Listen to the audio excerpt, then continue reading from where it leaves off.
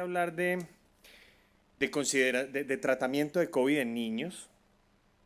Y el objetivo de hablar de esto yo creo que es que todos caigamos en cuenta de oportunidades que estamos perdiendo, porque el COVID en niños, como vamos a ver en las primeras diapositivas, puede ser grave. Vamos a hablar un poco de la epidemiología y vamos a ver que hay oportunidades de mejorar el pronóstico de estos niños, y aquí en Colombia no tenemos muchas herramientas disponibles. Entonces yo creo que el objetivo es hacer un repaso de lo que está disponible, sobre todo en otras partes, cuál es la evidencia que tenemos para sustentar las recomendaciones y que quizá salgamos, como decía Cristina, motivados para, desde el ambiente académico o desde el ambiente de la ASIN o de la agremiación, de impulsar el ingreso de algunos medicamentos que veamos que pueden ser útiles. Entonces, conflictos de interés. Yo soy investigador de la vacuna contra el COVID de diferentes laboratorios, pero el contenido de esta presentación es de mi responsabilidad. Y entonces esta es como, les pido disculpas porque las diapositivas están en inglés, pero lo que vamos a hablar entonces es primero de epidemiología, luego de la severidad y ya después del tratamiento en diferentes escenarios de severidad. Entonces, con respecto a la epidemiología, yo pienso que algo que es muy llamativo es esta transición que hemos tenido durante la pandemia de cómo inicialmente sentíamos que el COVID tenía una baja frecuencia de infección en niños, y esto nace en parte por un artículo publicado en los primeros meses de pandemia, en donde en más de 70.000 casos de COVID en la China, veíamos que la distribución en niños y adolescentes era realmente muy baja. Y así fue en los primeros meses. Estos son datos del CDC. En los primeros meses los niños están representados aquí en estas líneas amarillas, y los primeros meses realmente las tasas por 100.000 habitantes en niños y adolescentes eran inferior que en cualquier otra edad. Entonces teníamos ese concepto. Sin embargo, recientemente empezamos a ver primero más casos, y cuando se evalúa la incidencia poblacional de cero prevalencia, en este estudio reportan la incidencia de cero prevalencia a través de anticuerpos contra la nucleocápside. Hacen una muestra por conveniencia en donde incluyen más de 70.000 casos, y vean que los niños que aquí están representados en esta línea punteada y los adolescentes justo debajo en esta línea, perdón, los niños en línea continua y los adolescentes en línea punteada, tienen una cero prevalencia mayor que cualquier otro grupo de edad, desde adultos, más alta que adultos jóvenes o que adultos mayores. Entonces, desde el punto de vista de cero prevalencia, los niños se han infectado más, y estamos hablando de anticuerpos contra nucleocápside, es decir, anticuerpos inducidos por infección, no por vacunación. Luego, entonces ya vemos que desde el punto de vista de incidencia de infección, pues igual o más alta que los adultos. Y ahora, con respecto a severidad, veamos los datos de COVIDNet. COVIDNet es una estrategia de vigilancia poblacional, que en este caso reporta hospitalizaciones relacionadas con COVID diagnosticado por laboratorio, y vemos que la hospitalización en niños realmente es alta. La hospitalización en niños realmente es alta. Este es el periodo de Omicron, y durante ese brote en los meses en diciembre o enero, la tasa de hospitalización en niños, sobre todo niños que aún no estaban elegibles para vacunación de 0 a 4 años, fue de 16 por 100.000 semanales. Esto se tradujo durante estas 2 semanas o estos como 13 días en los que se hizo esa vigilancia, en 266 niños hospitalizados solo en estos 13 días. Y 20% de ellos requirieron unidad de cuidado intensivos, y el 2% de ellos estaban intubados. De modo que vemos que se infectan mucho, se infectan más que los adultos, y se infectan con una enfermedad que puede ser severa, que termina en la UCI en el 20% de los casos, y ese 20% se ha replicado, es consistente en diferentes estudios. Entonces, lo primero que tenemos que hacer cuando estamos pensando en cómo tratar a estos niños es evaluar la severidad.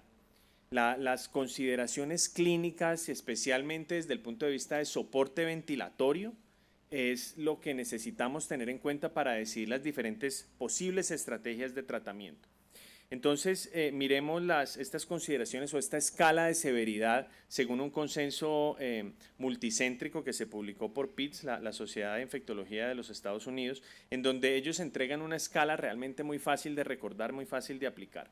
Entonces, enfermedad leve o moderada, y este es el lenguaje que vamos a utilizar de aquí en adelante en esta presentación. Enfermedad leve o moderada es el niño que no necesita oxígeno suplementario. Enfermedad severa es que necesita oxígeno, pero no ventilación invasiva o no invasiva, es decir, solo una canulita, por ejemplo. Y enfermedad crítica es ya el niño que necesita soporte ventilatorio o está en sepsis o una enfermedad un poco más compleja. Entonces, ya pasemos al tratamiento del niño con enfermedad leve o moderada. Este es el niño, recuerden, que no necesita oxígeno y que por lo tanto va a tener el mismo desenlace y el mismo tratamiento que la mayoría de infecciones virales en la niñez, en la infancia, que es manejo de soporte, manejo autolimitado, con resolución espontánea de su enfermedad. Sin embargo, tenemos que el objetivo de este grupo de pacientes es identificar estos pacientes de alto riesgo que tienen riesgo de hacer enfermedad progresiva, de hacer enfermedad severa. Si nosotros identificamos a este niño con enfermedad leve o moderada en alto riesgo de desarrollar enfermedad severa, podemos intervenir temprano y evitar complicaciones. Esa estratificación de si tiene alto o bajo riesgo es muy individual. Realmente es difícil encontrar una escala que nos prediga exactamente cómo está en ese término de esos riesgos cada uno de los niños. Hay diferentes series en Latinoamérica que desarrollamos nosotros en colaboración con otros investigadores de aquí y publicamos recientemente, en Europa también y en los Estados Unidos y Canadá, en donde en términos generales la conclusión es, primero, individualice, ¿no? Cada paciente es diferente, pero en términos generales, si el niño no está vacunado o tiene un esquema de vacunación incompleto, eso de entrada ya lo pone en un riesgo mayor, sobre todo si tiene ciertas otras enfermedades de complejidad médica. El niño con enfermedades cardiovasculares, respiratorias crónicas, genéticas, neurológicas, la inmunosupresión, así no sea la inmunosupresión más profunda, una inmunosupresión moderada, ya lo pone en riesgo porque puede que esté o no vacunado, pero esa inmunosupresión va a evitar una respuesta adecuada. El niño obeso es un niño a riesgo, o múltiples enfermedades de base, pero que sean moderadas. En general, de nuevo, el riesgo es individual, pero estas son las consideraciones a tener en cuenta. Entonces, en ese niño con enfermedad leve o moderada, que no necesita oxígeno, pero que tiene estos factores de riesgo, ¿qué debemos hacer? Y estos niños seguramente los han visto ustedes con cierta frecuencia.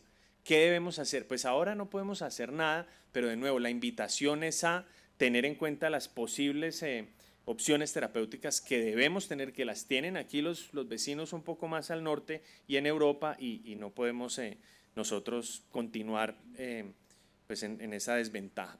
Entonces, Nirmatrelvir Ritonavir es el Paxlovid. El Paxlovid es la primera línea de tratamiento para niños o adolescentes con estas características. Esta recomendación surge de un estudio fase 3, doble ciego, aleatorizado y controlado con placebo. De ahora en adelante lo vamos a llamar el EPIC-HR.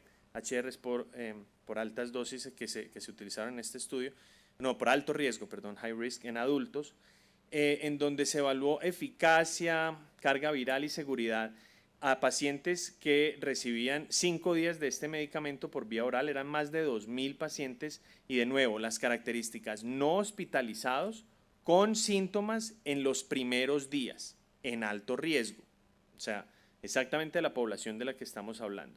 ¿Y qué se evaluaba? Se evaluaba la frecuencia en la que esos pacientes de bajo riesgo, perdón, de alto riesgo, pero de baja enfermedad, pasaban a hospitalización o muerte. Y miren los resultados: 5 en el grupo de Nirmatrelvir o de Paxlovid, 5 tuvieron ese desenlace versus 54 en el grupo de placebo, con una reducción de riesgo de hospitalización o muerte por cualquier causa de 89%. Un tamaño de un efecto realmente muy importante. Eventos adversos de Paxlovid, sobre todo lo que se identificó fue un poco de diseusia, diarrea en el grupo de nirmatrelvir, realmente nada serio. En niños, ¿qué datos hay? No se ha estudiado en niños, se ha estudiado muy poco, o al menos hay muy poca información disponible. Farmacocinética, seguridad, efectividad, aún no están disponibles, pero en el fact sheet de la autorización de uso de emergencia de este medicamento por la FDA, hablan de que la exposición del estado sérico es comparable en niños o en adolescentes de 12 años que pesen más de 40 kilos, similar a los adultos. Y con base en eso, la FDA le otorgó autorización de uso de emergencia en diciembre del año pasado. De nuevo, leve a moderada, sin requerimiento de oxígeno, en los primeros días de la enfermedad, a niños o adolescentes por encima de los 12 años que pesen más de 40 kilos y que estén en alto riesgo de progresar a la enfermedad. Hay datos en pediatría que están se están generando. El estudio EPIC-PEDS, a diferencia del EPIC-HR, es un estudio en niños con características muy similares a lo que se hizo en los adultos. Ya se están evaluando las primeras 2 cohortes en mayores de 12 años y en niños desde los 6 años, que pesan entre 20 y 40 kilos, y las otras 3 cohortes que incluyen recién nacidos se están estudiando, aún no hay datos, o se van a estudiar pronto, se van a empezar a enrolar en el estudio EPIC-PEDS, aún no están disponibles esos datos, pero yo creo que la conclusión con respecto a nirmatrelvir, ritonavir o Paxlovid es que los datos en adultos son muy, muy sólidos. En niños ya se están generando estos datos y en adolescentes desde los 12 años, 40 kilos, con las características de las que hablamos, ya se puede utilizar si lo tuviéramos disponible. Remdesivir, hablemos de remdesivir como una terapia alternativa de primera línea también para estos niños. Recuerden que estamos hablando de enfermedad leve a moderada de alto riesgo de progresión. ¿Y por qué? ¿Por qué remdesivir? ¿Qué datos hay de remdesivir? Está esta publicación de principios del año, de nuevo, doble ciego, aleatorizado, controlado, remdesivir de forma temprana para prevenir la progresión a COVID severo, más de 500 adultos, de nuevo, en los primeros días, menos de 7 días, en pacientes que tienen factores de riesgo para evaluar progresión a hospitalización o muerte por cualquier causa en los primeros 28 días después de recibir la enfermedad, y los resultados también magníficos. 0.7% de los participantes en ese estudio que recibió remdesivir y tuvo el desenlace primario, de nuevo el desenlace primario recuerden que era hospitalización o muerte, versus el 5.3, lo cual se tradujo en un hazard ratio de 0.1, es decir, 87% de protección contra hospitalización o muerte, 87%. Entonces, de nuevo, también datos muy favorables. En niños ya hay un poco más de información. El estudio de Caravan se presentó en CROI a principios de este año en Portugal, y lo que reportaron es solamente, lo único que está disponible en la literatura es un póster y muestra los resultados de un estudio fase 2 de brazo abierto, de un solo brazo. Muestran seguridad y farmacocinética. 10 días de remdesivir endovenoso, solo eran 53 niños de diferentes grupos de edades, desde los 28 días hasta los 18 años. Volvemos a lo mismo, enfermedad, aquí sí era leve, moderada, habían datos de niños con enfermedad severa, pero la conclusión es que fue bien tolerada, fue segura, no hubo señales de seguridad y la mayoría de participantes tuvo mejoría clínica. Sin embargo, no había un brazo control, entonces difícil sacar conclusiones de eficacia, pero al menos los datos de seguridad fueron muy favorables y con base en eso la FDA aprueba, no autoriza, aprueba es un término que implica una mayor rigurosidad de la evaluación metodológica, y lo aprueba para niños desde los 28 días de vida que pesen al menos 3 kilos, es una infusión endovenosa por 3 días, que se puede dar en niños hospitalizados o no hospitalizados, pero leve a moderada, con alto riesgo de progresión en los primeros días de la enfermedad. Entonces ahí tenemos lo que actualmente recomiendan las guías del NIH, publicadas hace aproximadamente un mes, en pacientes, aquí estamos hablando leve a moderada, con alto riesgo, mayores de 12 años, ritonavir boosted nirmatrelvir, es decir, Paxlovid, o como alternativa, remdesivir. De nuevo, en los primeros días de la enfermedad. En los menores de 12 años, si bien el remdesivir está aprobado, las guías del NIH no lo recomendaron con una fuerza de recomendación porque los datos son insuficientes, pero ya está aprobado para su uso en menores de 12 años también. Paxlovid aún no tiene datos y no está autorizado para esa edad. Yo creo que aquí es importante hablar rápidamente del bebtelovimab. Es una terapia alternativa, es un anticuerpo monoclonal. Es un anticuerpo monoclonal específicamente contra la RBD de la proteína S. Es de los únicos anticuerpos monoclonales para tratamiento que conserva utilidad contra el COVID. Los otros, por las mutaciones de las variantes de preocupación actuales, han perdido eficacia y por lo tanto no se recomiendan, pero este bebtelovimab continúa teniendo actividad contra las variantes o subvariantes dominantes actualmente y se ha demostrado una reducción en tiempos de síntomas, reducción de la carga viral y del tiempo en el que el paciente tiene síntomas en niños y la FDA lo aprobó, lo autorizó de nuevo en pacientes desde los 12 años que pesen más de 40 kilos, con las mismas características de la población que habíamos hablado previamente y en cuyos que no tengan otras opciones terapéuticas alternativas como las que vimos previamente, como remdesivir o Paxlovid. Entonces, eso con respecto a enfermedad leve o moderada. La idea, de nuevo, hay varias alternativas, hay datos sólidos en adultos, hay datos ya de seguridad sobre todo para remdesivir en niños, y la otra información en pediatría está acercándose cada vez más. Pero ahora hablemos de enfermedad severa. Yo pienso que para hablar de enfermedad severa, que recordemos es aquel paciente que empieza a requerir oxígeno, aún no está ventilado, pero está progresando de la forma incorrecta. ¿Qué debemos hacer?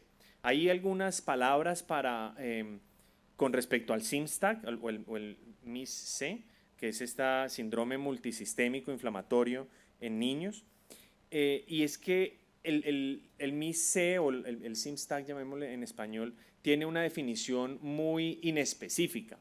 Ahí cabe muchas enfermedades, es decir, es un adolescente o niño que tiene fiebre, que tiene inflamación sistémica, que tiene enfermedad severa con 2 o más órganos involucrados y que tiene o tuvo COVID.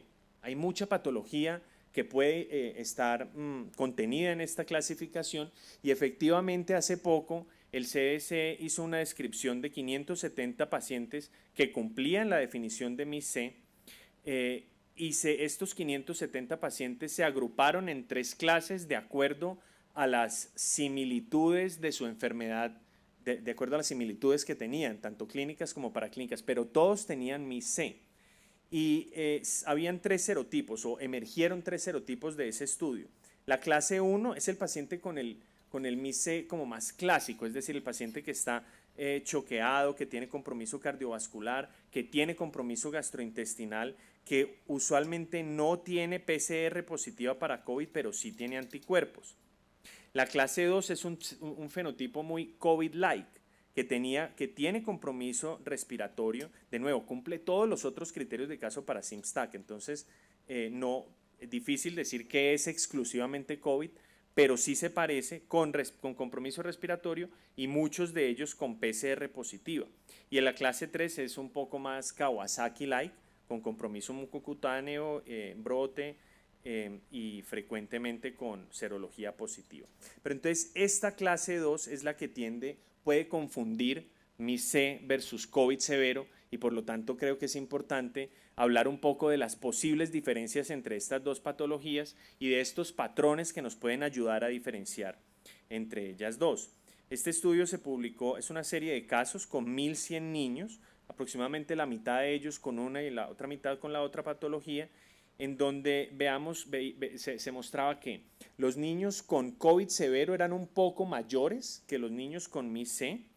Los niños con COVID severo tenían enfermedad respiratoria sin compromiso cardiovascular, 71 versus 24%. Tenían otras manifestaciones sin compromiso respiratorio cardiovascular o mucocutáneo. Aquí específicamente hablan de compromiso neurológico, renal o hematológico. Era más probable casi el doble de probable que fuera COVID en comparación con MIS-C, y tenían patologías de base, tenían una o más patologías de base. Esos eran los pacientes que parecen, digamos así se comportan, o esas son las características de los niños con COVID, y los pacientes con MIS-C tenían entonces enfermedad cardiorrespiratoria, cardiovascular o mucocutánea, tenían más inflamación sistémica, plaquetas más bajas, índice de neutrófilos a linfocitos más alto y una PCR significativamente mayor.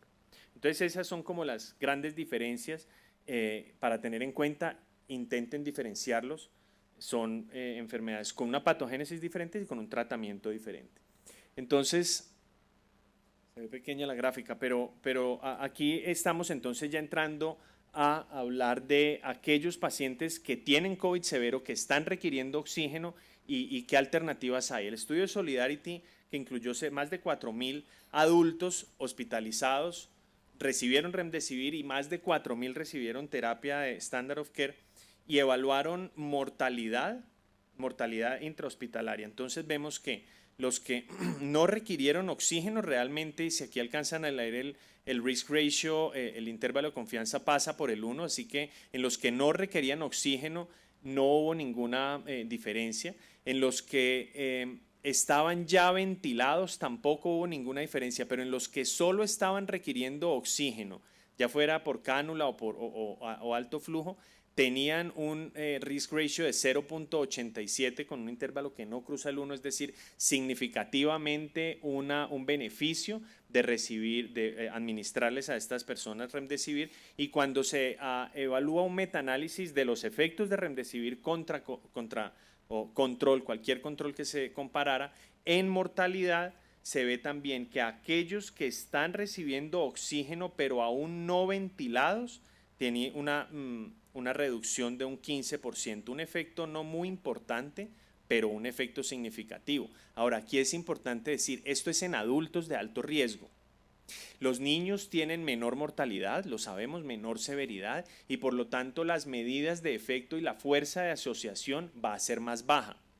Y por lo tanto el número que necesitamos de niños para tratar va a ser más alto para obtener un beneficio. Entonces, teniendo en cuenta que esto es en adultos y que con esa excepción, pues sí se encuentra de todos modos aquí un beneficio. Entonces concluimos y las guías del NIH nos dicen, muy bien, con base en esa información y otra literatura publicada, para enfermedad severa, Remdesivir. Recuerden, en los primeros días de los síntomas. Y ahora pasemos a hablar de la enfermedad crítica, es decir, aquel paciente que tiene soporte ventilatorio, invasivo o no invasivo, o una enfermedad más grave, sepsis, falla multiorgánica. ¿Qué hay para ellos? Pues dexametasona, lo tenemos que mencionar. Dexametasona realmente se aplica, y lo vamos a ver al final, en casi todas las posibles estratificaciones de riesgo, pero en el estudio de Recovery, de nuevo, con una gran cantidad de pacientes que recibían una dosis baja de dexametasona versus la terapia usual, cuando evaluaban la mortalidad en pacientes que reciben ventilación mecánica, el riesgo de esa mortalidad era de como una reducción de un 35-36%. 36%. En niños, además de la dexametasona, existen otras alternativas, prednisona, metilprednisolona, a dosis bajas. Entonces, para enfermedad crítica tenemos dexametasona, sobre todo, o la recomendación es más fuerte si ese niño está ventilado o está en ECMO, pero sigue siendo una recomendación moderada si está en ventilación de alto flujo o ventilación no invasiva. La posibilidad de dexametasona más Remdesivir, ¿qué datos hay de eso? Este es un estudio muy interesante en donde no fue aleatorizado, pero se evaluaron unas cohortes secuenciales durante la etapa en donde B1 estaba circulando. La primera cohorte recibió solo dexametasona, la segunda cohorte dexametasona más remdesivir. Eran aproximadamente 150 participantes en el estudio y estaban con ventilación de alto flujo o con ventilación no invasiva. Eran pacientes con características basales similares, pero los datos de la terapia combinada en todos los aspectos que se medían, duración de síntomas, duración de hospitalización, días hasta la desaparición del virus y mortalidad, fueron todos significativamente favoreciendo la terapia combinada. Y por eso, en pacientes, tanto enfermedad severa como enfermedad crítica, sobre todo si esta enfermedad severa no está progresando bien, la combinación de dexametasona más remdesivir es importante, es útil y la debemos considerar, utilizar. Dexametasona lo tenemos disponible en pediatría y remdesivir debemos tenerlo y debemos hacer las gestiones para tenerlo. Baricitinib, tengo que mencionarlo porque está en las guías del NIH y porque hay unos datos muy interesantes. Es un inhibidor de Janus quinasa que tiene una actividad antiinflamatoria al inhibir la transcripción de interleuquina 6, pero también una actividad antiviral. 8.000 sujetos en este estudio y en general lo que muestra es que para reducir mortalidad, y estos son pacientes que están hospitalizados, pacientes admitidos al hospital, para reducir mortalidad hubo un efecto, sobre todo cuando el paciente estaba recibiendo ventilación no invasiva. Baricitinib, además de estos estudios en adultos, tiene datos de seguridad en niños y por lo tanto la FDA otorga autorización de uso de emergencia en niños desde los 2 años, de nuevo ya enfermedad más severa con oxígeno suplementario o ventilados. Es un medicamento oral, pero no es el estándar de cuidado para todos los niños en alto flujo. Recuerden, para todos los niños en alto flujo tenemos remdesivir, dexametasona, esta es solo una alternativa. Y la posibilidad de tocilizumab, tenemos que hablarla. Tocilizumab lo tenemos disponible en Colombia. Hace poco en Cali tratamos una niña realmente muy crítica que resolvió su enfermedad con tocilizumab. Es un inhibidor de interleuquina 6. En niños solo hay series de casos, pero están estos datos de REMAP-CAP que se publican hace algunos meses en adultos que estaban recibiendo soporte orgánico, que estaban en la unidad de cuidado intensivo. Aproximadamente 400 fueron aleatorizados en cada brazo, casi todos ellos recibían dexametasona y aquí entre más, digamos, empinada sea la curva, mayor es la mortalidad y vemos que el OR de protección de tocilizumab fue significativamente 1.6 veces más probable que haya resolución o que no hayan días de soporte en la unidad de cuidado intensivo con el uso de tocilizumab. Y cuando vemos específicamente en qué grupo de pacientes, vemos que es en aquellos que están recibiendo corticosteroides, en donde ahí la medida de efecto muestra más de un 20% de protección. Entonces, volviendo al uso de esteroides de tocilizumab, vemos es que en general en un metaanálisis recientemente publicado, la mortalidad es inferior en los que reciben tocilizumab, de nuevo, en aquellos que reciben esteroides. Solo en aquellos que reciben esteroides, si no están recibiendo esteroides, el efecto es más tenue. En niños, ¿qué hay? Está aprobado desde los 2 años con esteroides que tienen enfermedad severa. Es una infusión única y se puede administrar una segunda infusión después de la primera si no vemos una mejoría temprana.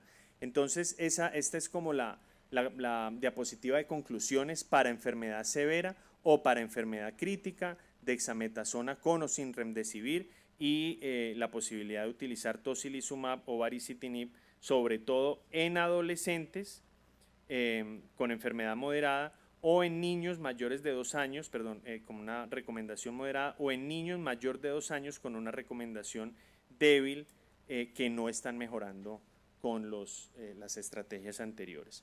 Y entonces los mensajes para recordar es que el hecho de que en niños haya menos enfermedad severa que en adultos no nos puede llevar a menospreciar esta enfermedad en los niños, no nos debe llevar a concentrarnos solo en que los adultos se encarguen de aprender de COVID, porque sin duda necesitaremos saber cómo tratar a los niños.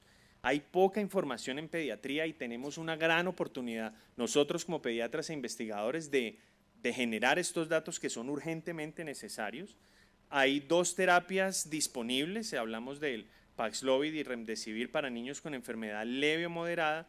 Debemos saber diferenciar COVID de MIS-C y utilizar dexametasona en aquellos con enfermedad severa o crítica, junto posiblemente con las otras alternativas que comentamos. Muchas gracias.